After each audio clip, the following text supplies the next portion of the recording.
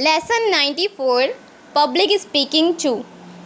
Select one of the topics below for your speech. अब आपने क्या करना है, टॉपिक्स नीचे लिखे हुए हैं, 6 टॉपिक्स लिखे हैं जिसमें से आपको वन ऑफ देम चूज़ करना है, एक कोई सा चूज़ करना है एंड देन आफ्टर दैट आपको एक स्पीच रेडी करनी है एकदम बढ़िया।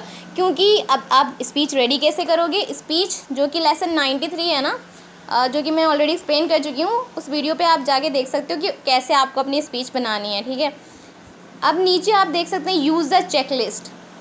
कोई बात नहीं, मैं टॉपिक भी एक्सप्लेन कर देती हूँ। बाय द वे मैंने इसको हिंदी में भी लिख दी ताकि आपको टॉपिक ईजिली क्लियर हो जाए। People with great passion can make the impossible happen.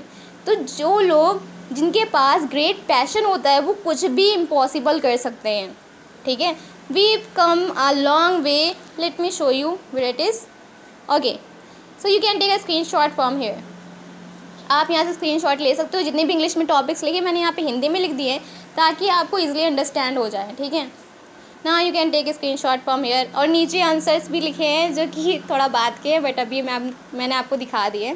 So you can take screenshot from here. Now I will show you 6 topics है जिस पे आपको एक अच्छी सी स्पीच देनी है। Now use the checklist. अब आपको चेकलिस्ट ये नीचे दी हुई है, इसके अकॉर्डिंग आपको चेक करना है। फॉर एग्जांपल अगर आपका पार्टनर स्पीच दे रहा है तो आपको उसको पॉइंट्स देने हैं। आप कैसे पॉइंट्स देने हैं, अब आपको देखना है कि उसने स्टार्ट कैसे की है, अपनी स्पीच स्टार्ट कैसे की, उसने कोई कोट यूज़ किया है कि नहीं यूज़ किया है, कोई स्टेटिस्टिक यूज़ किया है कि नहीं यूज़ किया है, या फिर उसने कोई क्वेश्चन यूज़ किया है स्टार्टिंग में नहीं यूज़ किया। अगर उसने यूज़ किया और अच्छे से यूज़ किया तो आप 1, 2, 3 में से पॉइंट दे सकते हो। अगर उसने नहीं यूज़ किया तो आप 1 दे दो। अगर उसने यूज़ किया लेकिन अच्छे से यूज़ नहीं किया तो आप 2 दे सकते हो। अगर उसने यूज़ किया और बहुत अच्छे से यूज़ किया तो आप 3 पॉइंट्स दे सकते हो। Now the second, logical sequence of events. उसने logical sequence of events use किया है कि सही सही बात बोल रहा है कि कभी कुछ और बोल रहा है, कभी कहीं और पहुँचे जा रहा है, तो आप उसके अकॉर्डिंग पॉइंट्स दे सकते हो। Illustrations and examples.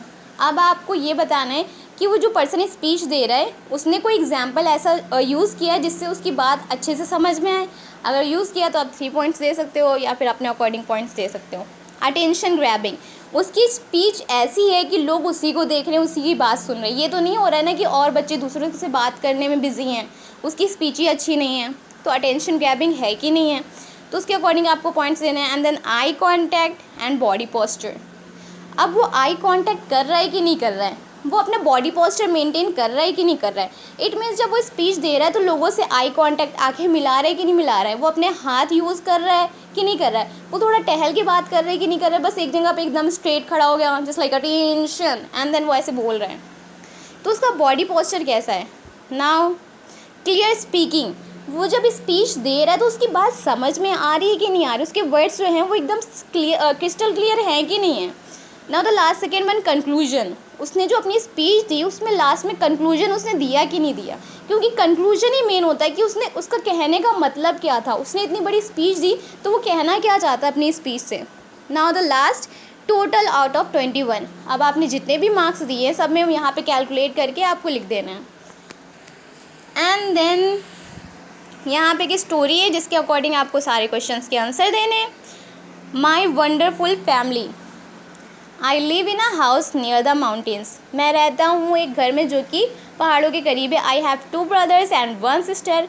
मेरे 2 भाई और एक बहन है, क्योंकि जब हमारे भाई बहन होते हैं तो उनके लिए हम हैव लगाते हैं। ठीक है, and I was born last. और मैं सबसे आखिरी में पैदा हुआ। My father teaches mathematics. मेरे फादर पढ़ाते हैं मैथमेटिक्स। एंड मेरी मदर इज़ अ नर्स। मेरी मदर नर्स है, कहाँ पे, बिग हॉस्पिटल में। My brothers are very smart. मेरे भाई बहुत ज़्यादा स्मार्ट हैं और बहुत ज़्यादा मेहनत करते हैं स्कूल में। मेरी सिस्टर जो है वो एक नर्वस, मतलब थोड़ी सी हिचकिचाने वाली लड़की है, but she is very kind, लेकिन वो बहुत ज़्यादा दयालु है। My grandmother also lives with us. हमारी दादी भी हमारे साथ रहती हैं। She came from Italy. वो इटली से आई हैं। व्हेन आई वॉज 2, जब मैं 2 साल का था, when I was 2 years old, she has grown old. तब वो बूढ़ी हो गई थी, but she is still very strong. लेकिन अब आज भी वो बहुत ज़्यादा ताकतवर है। She cooks the best food. और वो बहुत अच्छा खाना बनाती हैं। My family is very important to me. मेरी फैमिली मेरे लिए बहुत ज़रूरी है। We do lots of thing together. हम बहुत सारी चीज़ें साथ में करते हैं। My brother and I like to go on long walks in the mountains. मेरे भाई को और मुझे लंबी लंबी वॉक पे जाना पसंद है माउंटेन पे। My sister likes to cook with my grandmother. मेरी बहन को पसंद है ग्रैंड मदर के साथ खाना पकाना। ये क्या होता है, मतलब हर सिस्टर को बस यही पसंद होता है, खाना पकाना। ये बुक वाले अच्छा नहीं करते हैं। On the weekends we all play board games together. और हर वीकेंड पे हम बोर्ड गेम्स खेलते हैं साथ में। वी लाफ, हम हंसते हैं। And always have a good time, और हमेशा अच्छा टाइम बिताते हैं और स्पेंड करते हैं। I love my family very much, और मैं अपनी फैमिली से बहुत ज़्यादा प्यार करता हूँ, परेशान नहीं करता हूँ। And did you understand the text? क्या आपको टेक्स्ट समझ में आया? Please answer the following questions of understanding. अब आपको यहाँ पे क्वेश्चंस के आंसर देने हैं, जो कि मैंने ऑलरेडी लिख दी है। So you can take screenshot from here. मैं कितनी बार ये लाइन बोल चुकी हूँ, मैं नहीं बोलूँगी, आप ले लो screenshot. And thank you for listening to me.